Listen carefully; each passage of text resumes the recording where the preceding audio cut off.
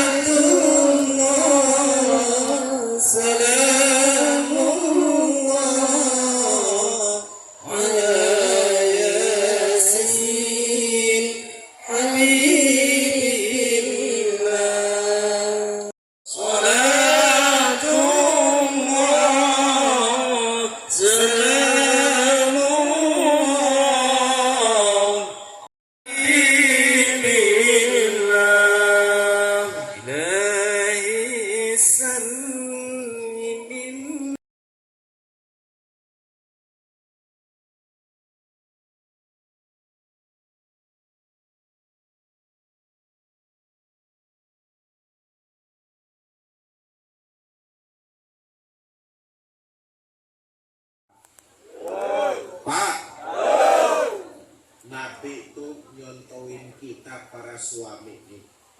Kalau manggil istri, panggilannya yang lembut, Pak. Coba lihat waktu Isra dan Mi'raj di Baitul Maqdis.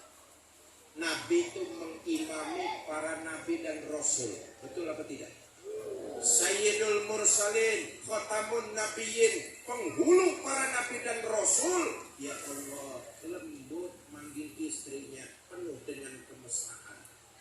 Panggilan memang kelihatannya sepele, Pak, tapi ternyata dapat membangkitkan keharmonisan dalam rumah tangga.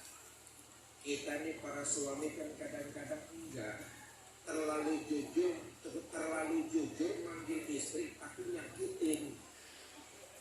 Udah tahu istrinya hitam, kalau manggil buluk, Rene buluk. Jujur tapi nyakitin. Ada apa ya, Bang? Abang kan biasanya sudah mendapat jaminan ampun dari Allah. Terus ya kalau sholat jangan gitu-gitu, benar. Kenapa sih, Bang? Apa jawab baginda Nabi? Aisyah, afala uhibbu an akuna abdan syakura. Kamu pikir saya enggak senang? Oleh Allah saya mendapat gelar abdan syakura, hamba yang pandai bersyukur. Makin diampuni kesalahan saya, makin saya bersyukur kepada Allah. Makin diampuni dosa saya, sholat saya makin saya tingkatkan. Kita lihat lagi, sholat bukan cuma sekedar membaguskan hubungan kita kepada Allah, tapi efeknya yang terpenting. Selain hubungan kita bagus kepada Allah, sholat melatih kita harus berhubungan bagus dengan sesama makhluk Allah. Itulah ajaran agama Islam. Nabi selesai melaksanakan ibadah sholat, kembali ke tengah-tengah masyarakat. Hidupnya paling bermanfaat, menebarkan kebaikan kepada seluruh makhluk. Gak pandang suku, gak pandang bahasa, gak pandang agama. Sholat yang didirikan hendaknya melatih kita untuk terus menebarkan kebaikan. Gak usah pilih kasih, gak perlu pandang bulu. Kalau kita berbuat baik, sesungguhnya kita sedang berbuat baik kepada diri kita sendiri. Tapi umumnya kadang-kadang kalau kita mau berbuat baik, kita sering lihat-lihat dan pilih kasih. Kita mau membantu orang, seringnya kita lihat-lihat dan pilih kasih. Ngapain saya bantu kamu? Kamu bukan satu kampung ngapain saya bantu sampean bukan keluarga saya.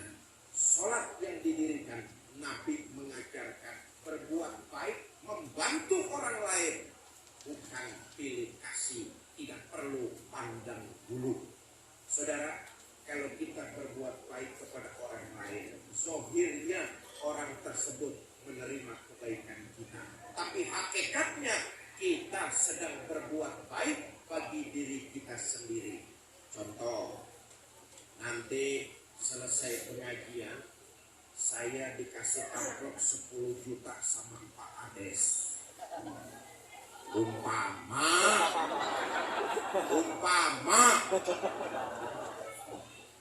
zohirnya Pak Kades berbuat baik kepada diri saya, tapi hakikatnya Pak Kades berbuat baik bagi diri Pak Kades sendiri.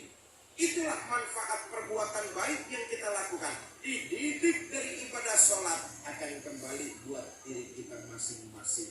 Karena itu berbuat baik, nggak usah pilih kasih, nggak usah pandang bulu.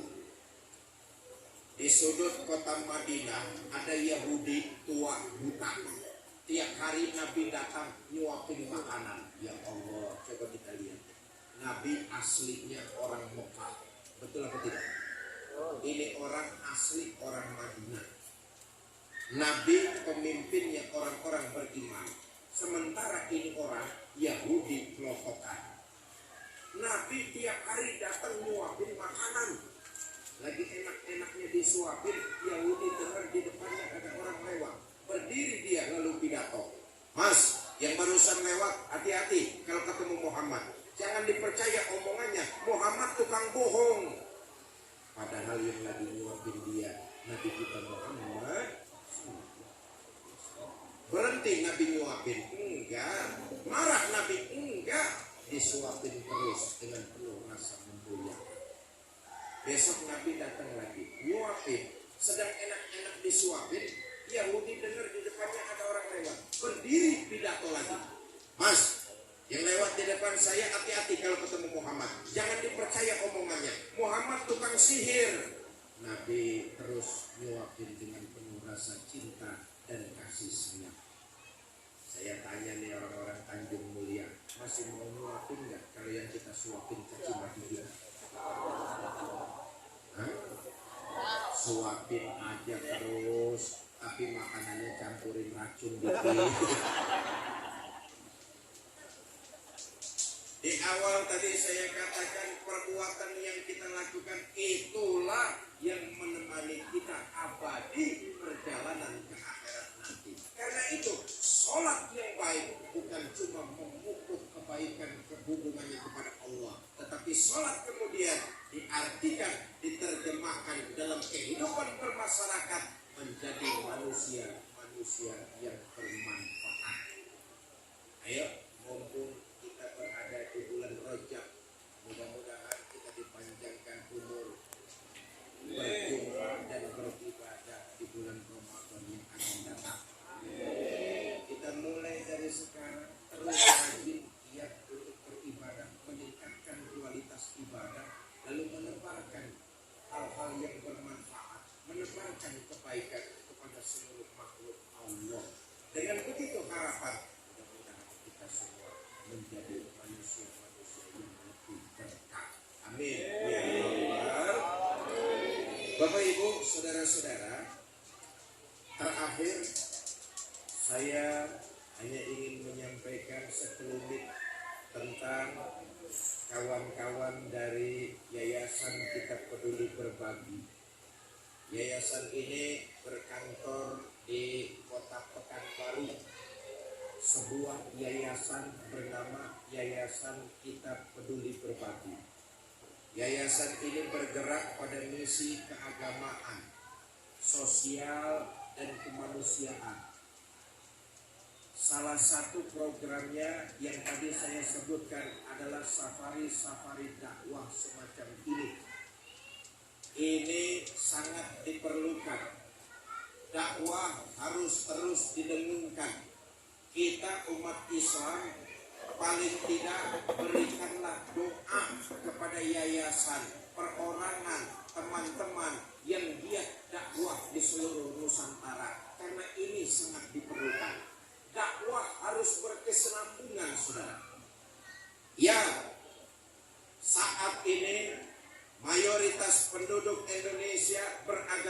Islam. Betul.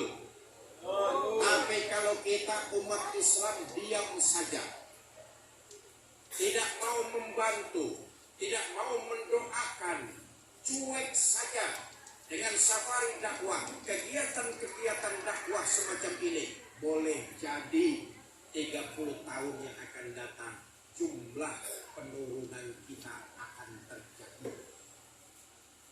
Ayo kita belajar dari sejarah. Spanyol pernah berjaya di bawah kepemimpinan Islam. Kapan?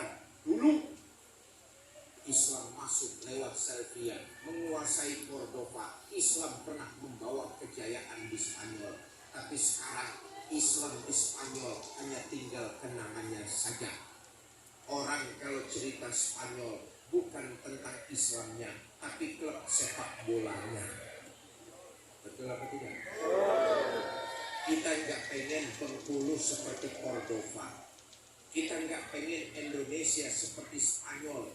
Yang 30-40 tahun yang akan datang, Islam hanya tinggal kenangannya saja. Maka kegiatan dakwah semacam ini harus terus berkesinambungan, harus terus didengungkan.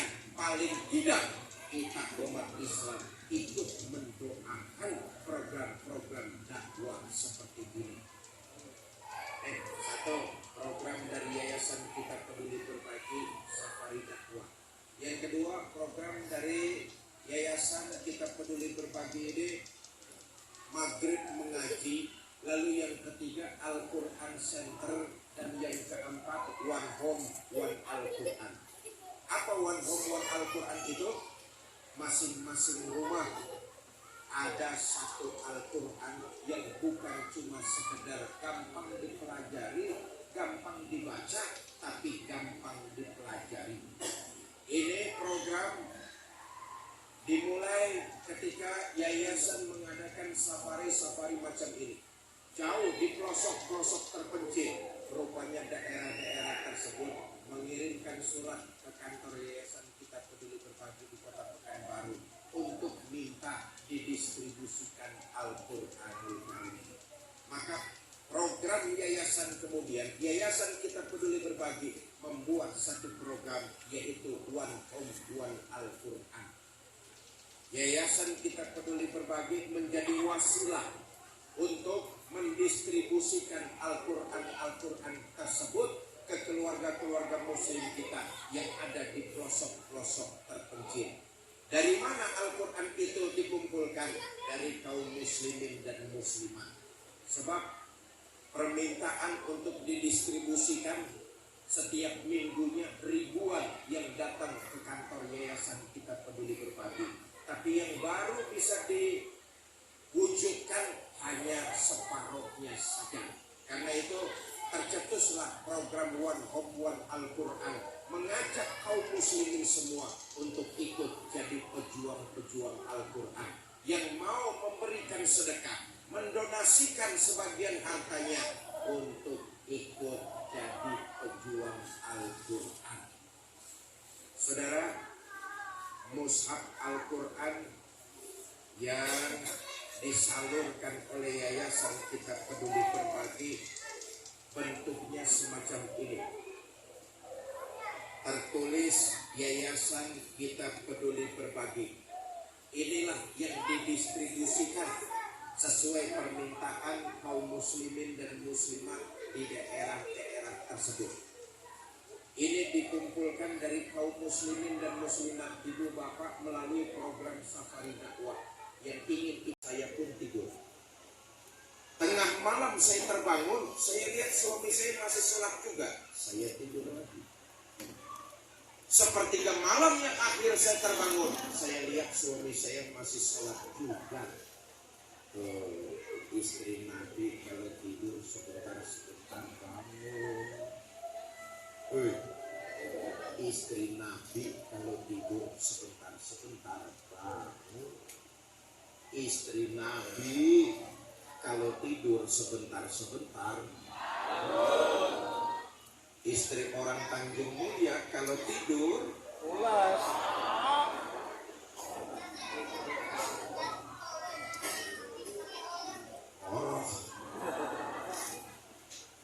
Sepertiga malam saya terbangun, saya lihat suami saya masih sholat.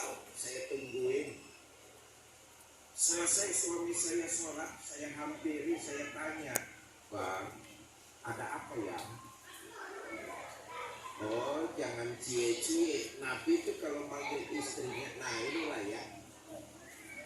Orang yang sholatnya baik dan benar, kembali dia ke tengah masyarakat, termasuk dalam kehidupan berumah tangganya, dia makin lembut kepada keluarganya." Sholat yang dilakukan baginda Nabi mencontohkan kita seperti itu. Hubungannya baik kepada Allah, hubungannya baik kepada sesama manusia dari ibadah sholat yang dikerjakan. Nabi luar biasa lembut kepada suami, kepada istri. Beliau luar biasa romantis. Kita lihat lagi di sejarah. Nabi kalau manggil istrinya Sayyidah Aisyah, "Ya Umairah, hai yang kemerah-merahan." Kenapa? Pipi Sayyidah Aisyah putih kemerah-merahan. Betul betul. Ibadah sholat dicontohkan mendapat jaminan ampun, sholatnya luar biasa. Kalau ada warga Tanjung Mulia salah dan dosa yang sudah mendapat jaminan ampun, saya yakin besok subuh berhenti sembahyang. Betul apa tidak?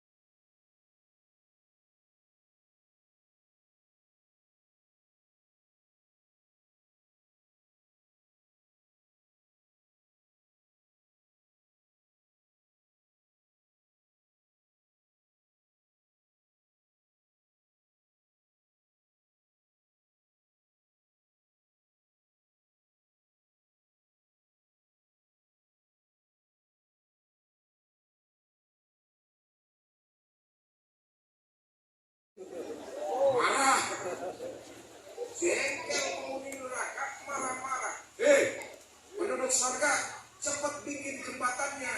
Kita sudah selesai, tinggal nyambung saja. Cepat kerjain. Apa jawab penduduk surga? Kata penduduk,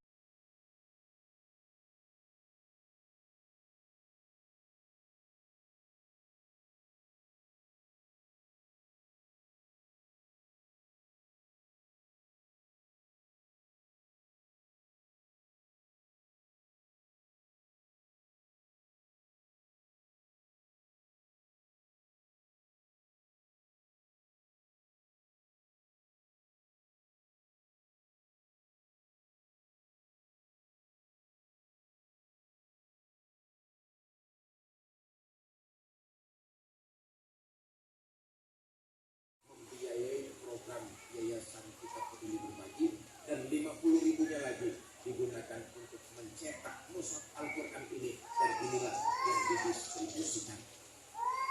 Bapak Ibu, jika nanti Bapak Ibu ingin jadi pejuang Al-Quran, lalu mendonasikan 10 mushaf Al-Quran. 10 mushaf Al-Quran itu berarti 1 juta. Kalau tuan-tuan imam berikan saya amalan apa yang harus saya kerjakan. Kata Hasan Al-Basri, Ibu nanti malam selesai sholat isya, sholat sunnah 4 rakaat, lalu teruskan baca sholawat sampai ibu tidur, dikerjakan amalan ini. selesai sholat isya, ibu ini sholat sunnah 4 rakaat, lalu baca sholawat sampai ibu ini tertidur. Dalam tidur, si ibu bermimpi melihat anak gadisnya yang sudah meninggal dunia.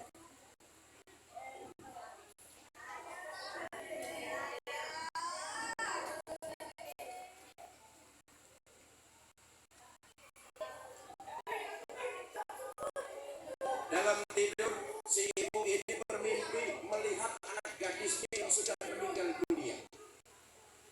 Hari-hari menabung ribu terbayar sudah.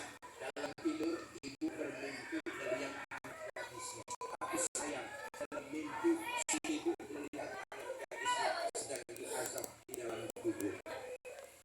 Orang tua mana yang sanggup menyaksikan anaknya tersiksa? Pagi-pagi ibu ini berangkat ke Imam Hasan Al-Basri lapor, Tuan Imam, amalan Tuan Imam sudah saya kerjakan. Semalam saya tidur, alhamdulillah saya mimpi ketemu anak gadis mata leher saya. Tapi dalam mimpi saya lihat anak gadis saya sedang diazab di dalam kuburnya. Berikan saya amalan, harus apa yang saya lakukan? Minimal anak saya beban asap kuburnya terkurangi.